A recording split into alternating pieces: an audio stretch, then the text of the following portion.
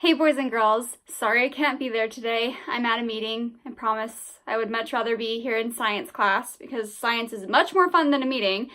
But since I can't, we are going to talk today about the scientific method again. Yesterday we learned about what the scientific method is and what we do during the scientific method. So we learned that we first need to ask a question. Then we need to make our hypothesis, which we know is our educated guess. And then we need to gather all of our materials that we're going to need for that experiment.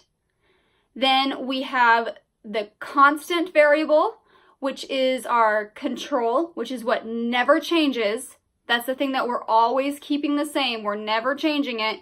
If we are doing an experiment on paper towels, we're not going to have 3 gallons of water for this paper towel and only a cup of water for this one. So we need to have our constant variable, our control variable stays the same always. We're going to have our independent variable. That's what we as scientists are changing. So in the paper towel experiment, it would be different kinds of paper towels. So that's going to be what we are changing. Then we're going to have our dependent variable. Now that's what we have no control over as well, at all.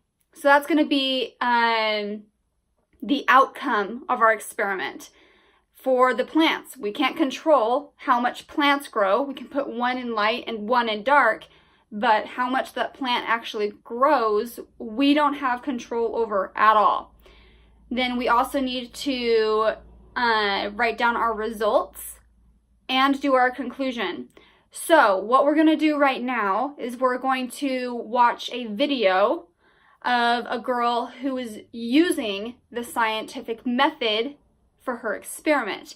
Now, I want you guys to keep an eye out for the things that we just talked about. So keep an eye out for the question that she asks. She has a question. We always have to start with a question for our experiments. So she asks a question, then she has her hypothesis, her educated guess. Her guess doesn't have to be correct. It's just a guess. If it's wrong, it's okay. Then she's going to talk about her materials that she needs, the procedure that she's going to go through for her experiment.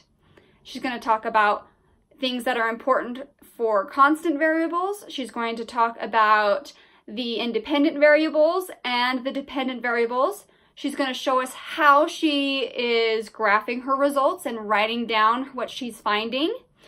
And she's going to talk about her conclusion. So I want you to keep all of those in mind as we watch this next video.